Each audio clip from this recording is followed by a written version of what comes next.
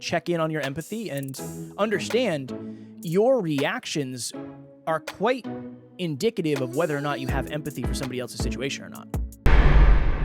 Are you entitled? Is there any part of you that is spoiled and has lost perspective of your wonderful life? Are you not grateful? And Next Level Nation, welcome back to another very special, as always, episode of Next Level University, where we teach you how to level up your life, your love, your health, and your wealth. We hope you enjoyed our latest episode. It was number 1180. Did this year go the way you wanted? Alan and I did some reflection and some planning in the hopes that you will do some reflection and some planning as well. Today, for episode number 1181, what your reactions say about you. Alan, it is amazing how much you can learn when you take a small trip to Target. So Target. Last Sunday, Taryn and I were planning our Sunday date day, and we were both a little bit tired and a little run down, and she said, I have an idea. What if we make gingerbread houses? And I was like, I am 1,000% in for that. Let's do that. And I said, honestly, you know what else we can do? We'll get a Christmas tree today too. Like, let's do it. We're gonna get Christmasified in here. So she puts in the order for Target. I put in the order for Home Depot. And she's like, all right, do you mind going and getting the stuff? I'll kind of clean up because her dad was going to come over for dinner later. And you can go get the stuff and we'll split up and we'll get our stuff done. And I said, yeah, I'm on it. Cool. So I go to Target first. And I don't know why I didn't expect this, but Target is a madhouse. And when you do your online orders, you go to customer service and you pick it up there, right? They have it ready or they go grab it for you really quick. So I go up, I get in line. There's probably like 10 people ahead of me. And the line moves pretty quick, which is nice. So I get to the desk and I'm talking to the associate. And I said, yeah, it's under Palmieri. Here's my QR code. Boom, we're off to the races. And he's like, all right, hold on, man. My thing's broken here. So he had his scanner. He's like, it's broken. Thing won't work. He's like, let me get another scanner. So he's like running around the back of the desk looking for a scanner. Eventually somebody else comes over. He steals their scanner, scans it. He says, all right, man, I'm on it. I'm going to go get it. I was like, cool, dude, no worries.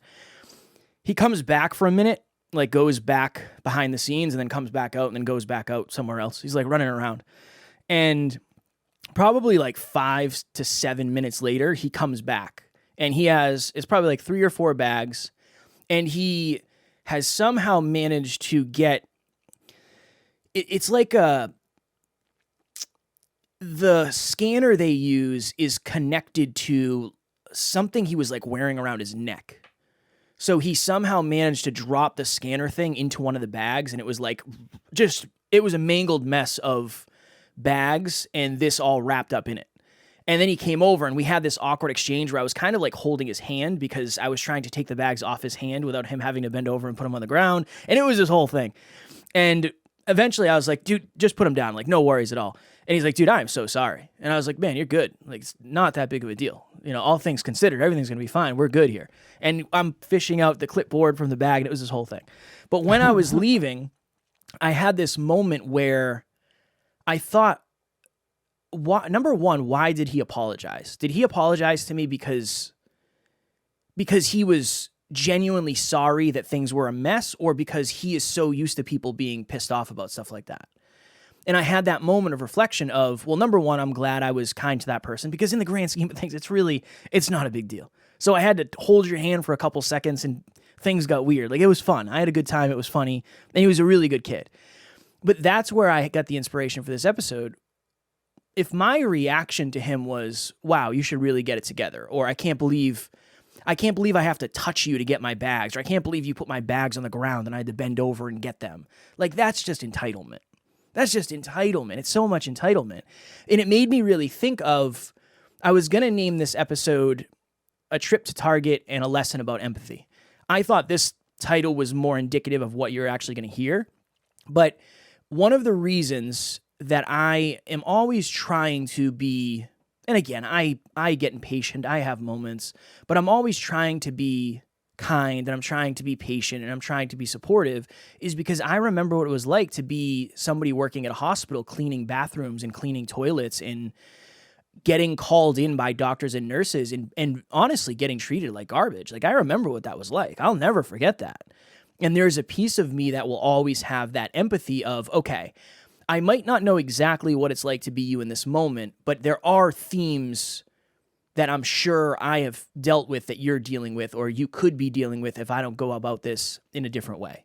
So that really was my goal in this episode. And in my preparation, Alan, I did a little research.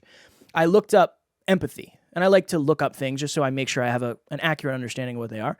And it said, what's the difference between empathy and sympathy? Sympathy. Yeah. Empathy is being able to put yourself in somebody's shoes. Sympathy is feeling bad for somebody. And there's a big difference between those two. So today's goal for this episode is check in on your empathy and understand your reactions are quite indicative of whether or not you have empathy for somebody else's situation or not. I think they're indicative of whether or not you're entitled. I'm glad we're doing this. The amount of people, I'll share this story. So we have team members all over the world, and I have clients all over the world, and some of them are in countries that are not as economically abundant as America. And they're very honest with me because I ask them questions. I love asking questions to people that are from different cultures and different countries because I want to know. I want to understand, like, what do you think of Americans? You know what I mean? I ask that all the time, behind the scenes. Because I want their perspective. And one of them in particular from a country that's not nearly as economically sound as America thinks we're spoiled brats. And honestly, I kind of think that a little bit too. I've always felt that way a little bit about many people in our culture as Americans. And I love America and I love freedom and there's a lot of good things about this country too. So I'm not trying to make this a country debate here. But the whole entitlement thing has always deeply bothered me. And Kev, you've traveled with me a lot. You've been around me a lot. And yeah, when we're masterminding and I'm not paying attention, I'm sure I've forgotten to hold the door for someone or unintentionally been a little bit passive with someone and maybe not given them my full attention. I understand that. But like generally speaking, I'm not ever, if that was me, you know how I would have treated that person. It would have been, it's not a big deal. Like, you're okay. You're good. But I've been around people that I consider spoiled brats. And the way they treat people like that is like so mean. It's so bothersome to me. And the way people treat waiters and waitresses and stuff like that. It's like you're so entitled to their service. Like you think they're supposed to be perfect and you think you're supposed to be waited on. It's like, and it's not conscious. It's just this weird subconscious thing that people have that I've never fully understood. And I do think it comes down to a lack of empathy because many of these people have never been waiters or waitresses. I was a busboy and I remember I was a busboy at a high-end golf course. And I remember there were and in hindsight, I'm just thinking about this now, there were a lot of very entitled, spoiled, grew up with money people there. And I think there's something about being given money versus earning money that I think changes people. And I'll use myself as an example here really quickly.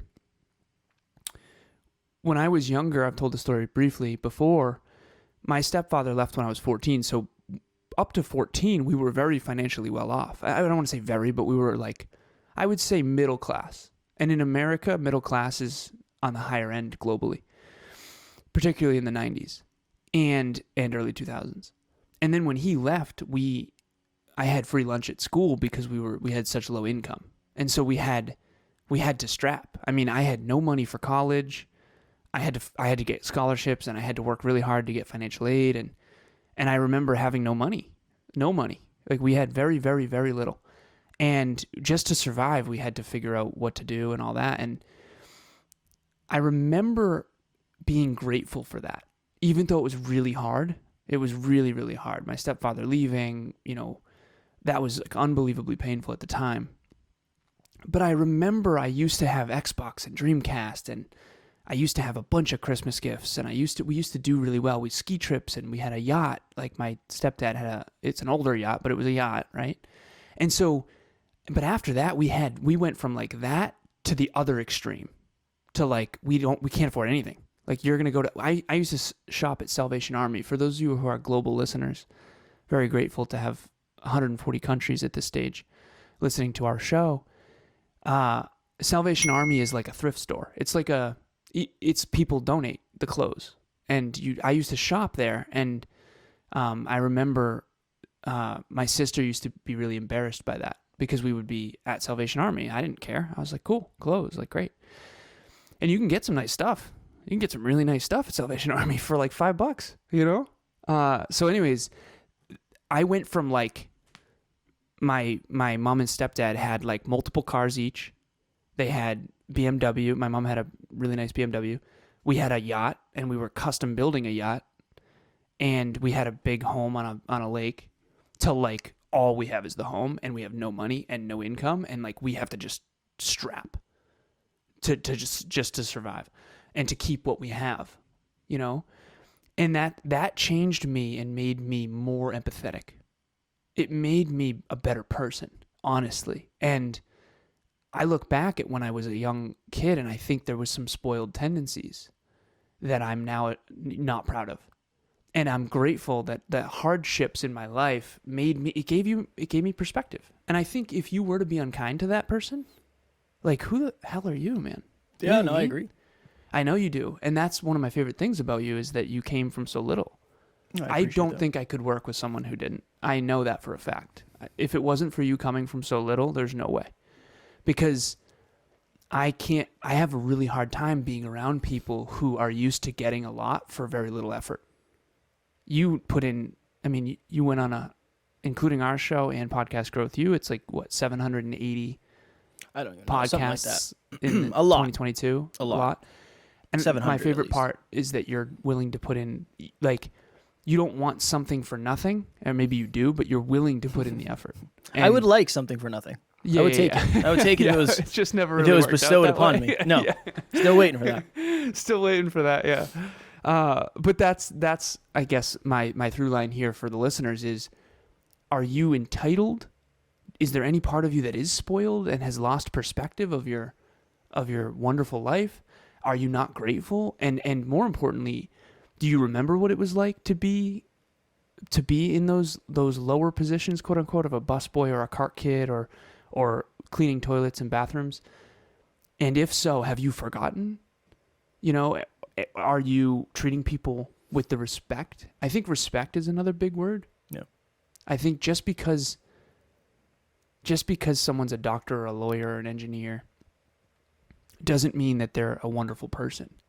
And just because someone's a gas station attendant or a busboy doesn't mean they're a bad person. Mm. And I think, yes, there's bad busboys and bad lawyers, but it's important to I personally like to be respectful to everyone. And then when they disrespect me or my loved ones, then I would, of course, hopefully stand up for myself. Not always. You know, you can go too far with this respect thing, trust me. Well, I was going to say that's an important thing. Is the other question is, why are you the way you are? Is it because you have extremely low self-worth and you're just willing to accept anything? That's a really, really deep conversation. But I'm the type of person, and this is probably to a detriment. If you and I go out, well, I can really see this would probably happen for both of us. If you and I go out to dinner, Alan, and they give me the complete wrong order, I'm probably going to eat it. I'm just going to eat it. I'm not going to say anything. Because to me, it's like, but that could be a low self-worth thing of who am I to send this food back, even though it's not what I ordered. But I don't know. I think I'm very low maintenance. I don't really care that much. It's not that big of a deal. You know, it's not that big of a deal. Literally, so we got the Christmas tree. And this was an interesting other thing. So I go to Home Depot after that. I actually went to Starbucks, and it might have taken 25 minutes in the drive-thru. It was wild how long I was there. But again, whatever. That's my own fault for going to the drive-thru Sunday at 2 p.m. when it's one of the busiest shopping days in the world, or busiest shopping days of the year. And again, the person was very kind. I was very kind to them. Awesome. So I buzz on over to Home Depot. Buzzing down. Here we go. Hey guys, it's Alex Ramos, and I am happy that I was in group coaching for a second time. It definitely helps to have accountability. I'm happy that I invested in this because it was investing in me, and even better, I get to meet people that are doing the same exact thing to help themselves. And I need friends in close people around me like that, you know? So yeah, I really appreciated being in group coaching because of the accountability and because of meeting people. I did curbside The pickup old Mazda. on the old Mazda whipping. Mercedes has not arrived yet. Alan will not let me get it. I go down to Home Depot. I did the curbside pickup. So I just, type in, I'm in parking spot number 1. This is what I'm driving. Here we go. Cool. I'm listening to NLU. And somebody comes out and this person was like, hey, do you want it in the trunk? Where do you want it? And I was like, oh, don't worry about it. I got it. No worries. And they're like, really? And I was like, yeah, no, you're good. Like, my car's a mess. The last thing I want you to do is have to like clean out my car to put the tree in. Like, this is my battle, not yours. And they were like super surprised about that. I get home.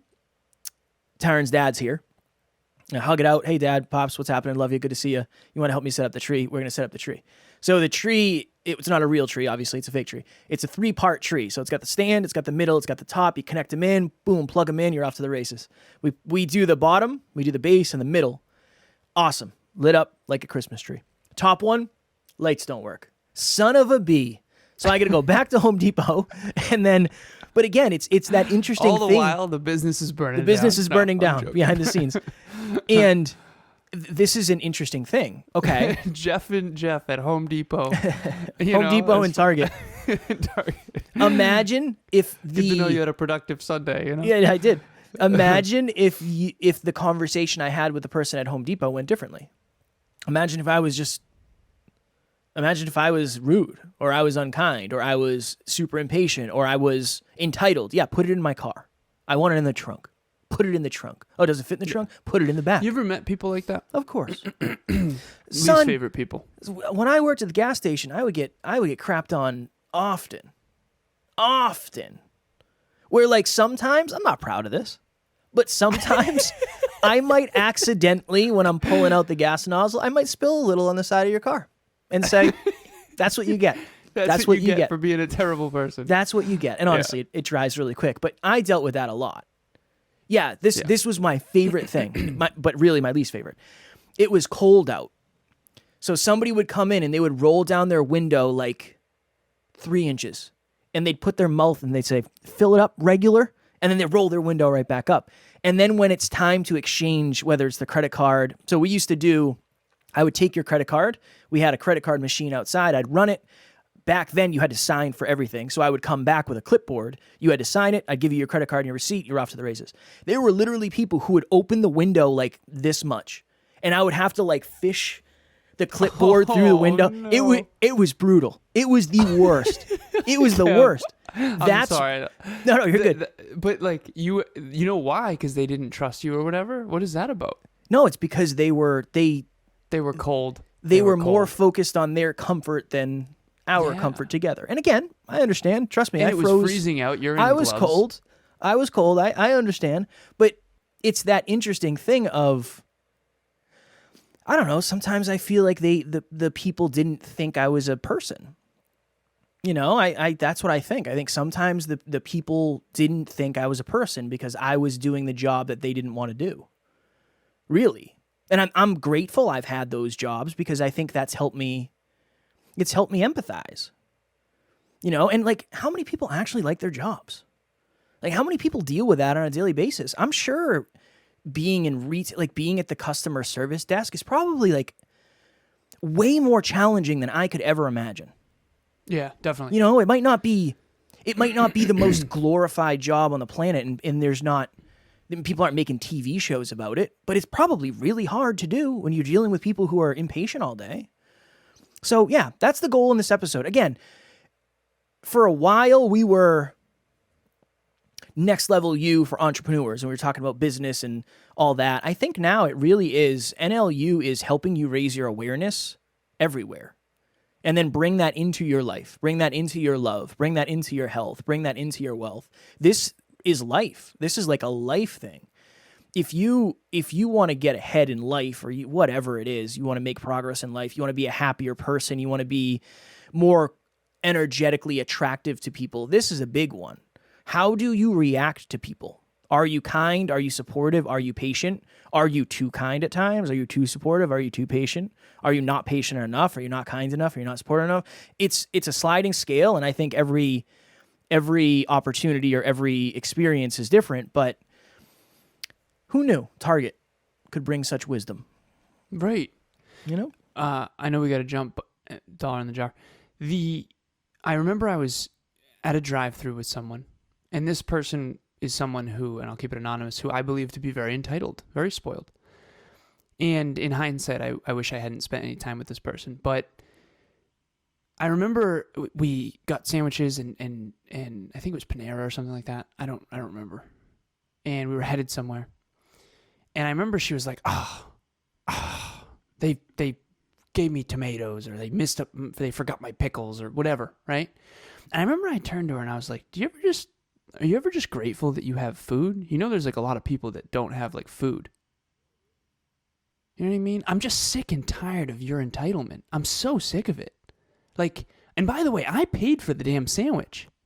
You know what I mean? So this topic fires me up. How were the funds at that time? The financial funds, not great. Not great over at the Hyperconscious podcast. Don't be shitty like that. That's the answer. Like, now don't get me wrong, you know, you got to hold people to a certain standard. You can't just be disrespected all the time. And if they never got your sandwich right, that's a different story. Don't keep going to that business, right? Like, we have a Subway that has a kid who's very bad at his job and very entitled and doesn't care about his job and doesn't answer the phone. I just don't go there anymore. Certainly not when he's working, right? That's on me. If some place gets your order wrong 4 times in a row, stop. Don't go back. Yeah. Vote with your money, right? Vote with your money. If you do group coaching and it's not good, don't come back. Like, we vote with our money, we vote with our effort. And so just be less entitled, treat people with respect. And I love it. I love it, man. I think this was a good episode. It's different. It was different.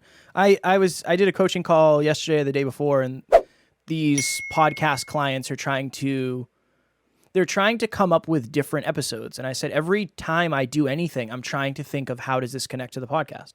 How can I make this story a valuable lesson for somebody else? And for me, it was, you know what it is? I hear things through the grapevine about like, oh, Kevin's so kind, or Kevin's such a nice person, whatever. And I appreciate that, obviously. And this is going to Jeff the next episode, so I might even have to change the next episode we were going to do.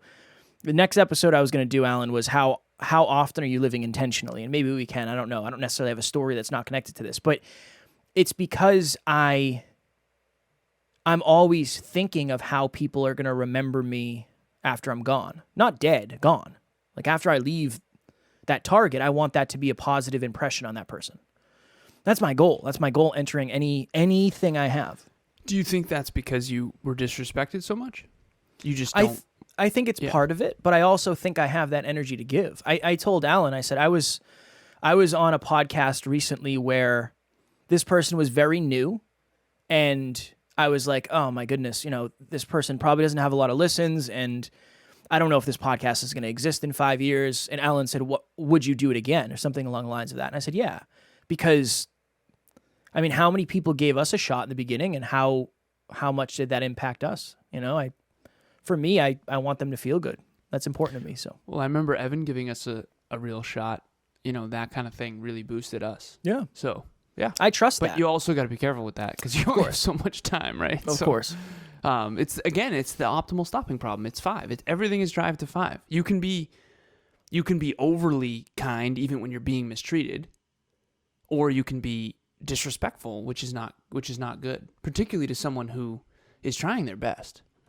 You know, that guy at the counter, like, he was trying. He was obviously trying. He was really it's kind, not for a lack of effort. It was really, that's the other thing too, is it's almost like you have to try to, it's a fine line, kind of give the energy you're receiving. Like, if he was, you know, maybe if he was disrespectful to me, then I wouldn't have been as kind. But even then, I probably would have been. But it's the fact that, like, he was positive, and it's like, why not try to increase the positivity? Right? 100%. It's not going to take anything from me. And there's nothing worse than going off on somebody, then going home, and then you're just going through it. Like, oh my, that person sucked. Oh my God, Target's the worst company in the world. Oh my God, they got to figure it out. They really need to figure it out. Yeah. You know, like, I can't believe they would do it this way. those types of people, genuinely, they just don't have goal. They usually don't. It's like that focus could be. You ever hear that quote by Eleanor Roosevelt? It's very famous. It's like, what is it? Small minds talk about people, great minds talk about ideas.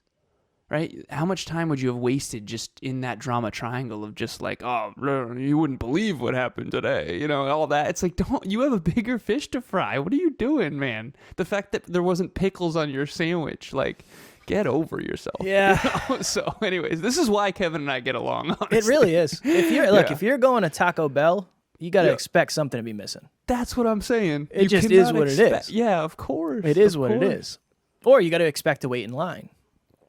Right? Like, that happens.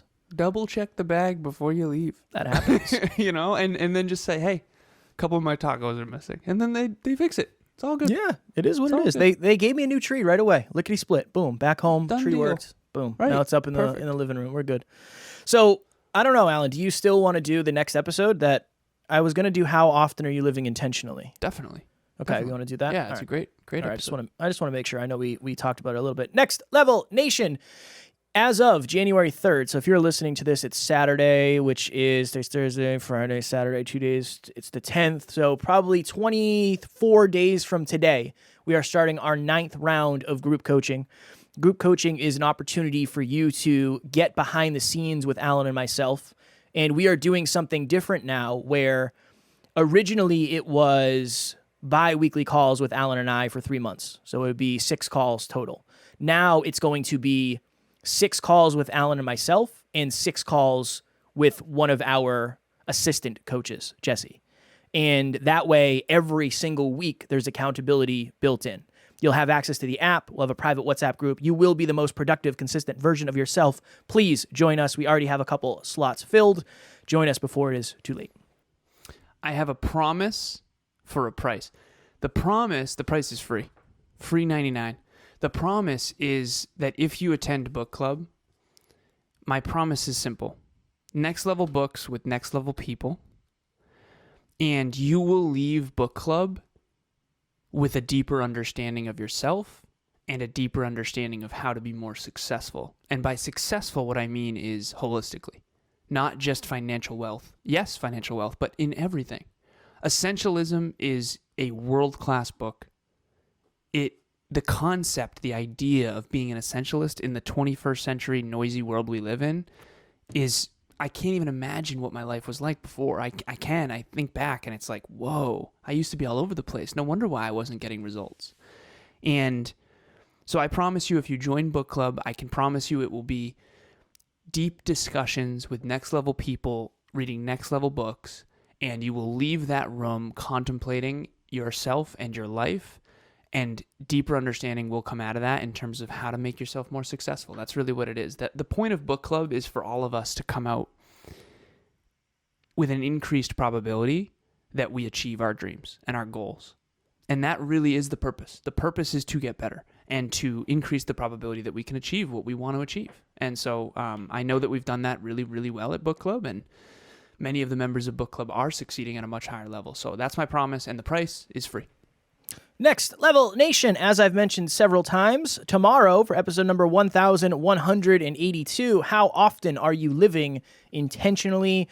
I will come up with a story, and we're recording that in like 5 minutes, so I will come up with a story. I promise it will be valuable. As always, we love you. We appreciate you. Grateful for each and every one of you. And at NLU, we do not have fans. We have family. We will talk to you all tomorrow. We'll see you at the next level.